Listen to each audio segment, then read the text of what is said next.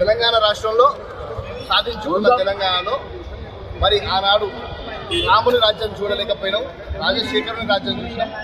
నేడు కాంగ్రెస్ పార్టీ సోనియమ్మ నాయకత్వంలో రేవంతుని రాజ్యంలో 2 నెలల ప్రజా పరిపాలన ఇచ్చిన 6 గ్యారెంటీల అమలులో భాగంగా ఈరోజు వెంచర్ పథకానికి సంబంధించిన మా ఎస్సీ విభాగం అధ్యక్షులు పోస్టర్ రిలీజ్ చేస్తున్నాము. దీని ద్వారా ప్రతి ఒక్క గ్రామంలో ప్రతి ఒక్క ఇంటికి కాంగ్రెస్ పార్టీ ఇచ్చే 6 గ్యారెంటీలు ఇప్పటికే 4 పూర్తయినాయి. మరో 2-3 రోజుల లోపల మిగతా 2 గ్యారెంటీలు కూడా పూర్తయితాయి. ప్రజలను తప్పుదో వచ్చే ప్రయత్నం ఏదైతే టీఆర్ఎస్ పార్టీ వాళ్ళు చేస్తున్నారో 6 గ్యారెంటీలు తప్పకుండా మేము చూపిస్తామనే దానికే పోస్టర్లు ప్రింట్ చేయించినాం. ప్రతి ఒక్క ఇంటికి తప్పకుండా రీచ్ అవుతాం. ప్రజాపాలన అంటారు కానీ స్టార్టింగ్ లో కొంతమంది కలిసి కలవలేడు, అందుబాటులో లేడు అని అంటున్నారు పబ్లిక్. గత ప్రభుత్వం 10 సంవత్సరాల నుంచి ప్రభుత్వాన్ని ఆఖరులో మొత్తం ముంచి పడేసింది. దాన్ని ఫినాయిల్ బాధ్యతలు అడుగుతున్నాడు రేవంత్ రెడ్డి గారు. ఈరోజు గత ప్రభుత్వం 2014 నుంచి ఇప్పటి వరకు పాస్ చేసిన జియోలు ఉండరా బాబు అని అంటే ప్రభుత్వ అధికారులు కింద మీద చూసుకుంటే ఉండే పరిస్థితి. తొందరలోనే మస్తు మంది అధికారులు కాళ్ళు మొక్కిన కలెక్టర్ల దగ్గర నుంచి మొదలు పెడితే ఎవరైతే ఈరోజు ప్రజలను మోసం చేసిండో వాళ్ళందరినీ జైళ్లకు బొక్కలు పంపించే ప్రయత్నంలో ఉన్నారు రేవంత్ రెడ్డి గారు. ఈరోజు ప్రజలకు సమయం ఇవ్వలేకపోతున్నామంటే ప్రజల కోసమే, అది ప్రజల కోసమే. ఈరోజు ఎవరైతే ఈరోజు 4.5 లక్షల కోట్ల రూపాయలు అప్పులు చేసిండ్రో వాళ్ళందరినీ బయటికి తీసే పనిలో ఉన్నాం.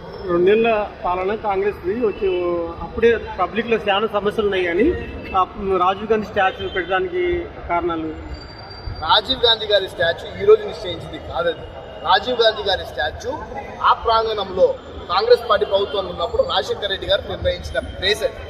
ఈ రోజు మేము అక్కడ శంకుస్థాపన వేసి జరిగి వీళ్ళు ఏడుస్తున్నారు. టీఆర్ఎస్ పార్టీలకు ఎటువంటి పనులు లేకుండా పిచ్చి పిచ్చి మాటలు మాట్లాడుతున్నారు. అసలు ప్రాణహిత చేవెళ్ళని మొదలుపెట్టింది కాంగ్రెస్ పార్టీ 36,000 కోట్లతోని. దాన్ని 1,00,000 కోట్లు పెంచుకొని పేక మెడలు కట్టి వాటి మీద పగుళ్ళు ఉన్నా కూడా వాటి మీద మాట్లాడనికే ఎవరైతే వాళ్ళ ప్రతిపక్ష ఉద్యోగాలు క్రమోద్ధరణ చేయట్లేరు అని అంటున్నారు. ఉద్యోగాలు గురుకుల కానీ జరుగుతున్నాయి కదా, క్రమోద్ధరణ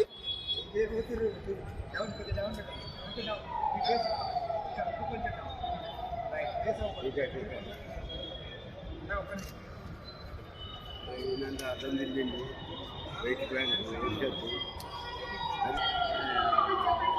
రైతమన్నా కదా ఇప్పటికాని ధీమాని చెప్తున్నా.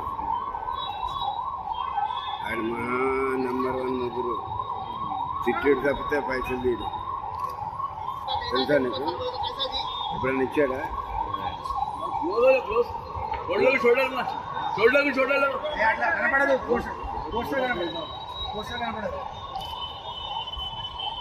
మనుషులు కనబడితే చాలు, ఒక్క పోస్టర్ ఉంటే చాలు కాదా?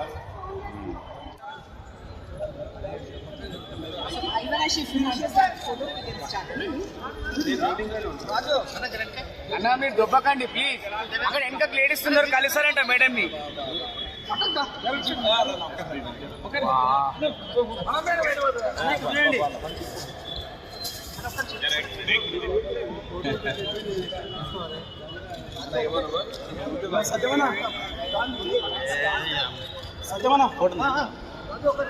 ఓకే ఓకే జరగండి అబ్బా, ఇంటర్వ్యూ చేయండి.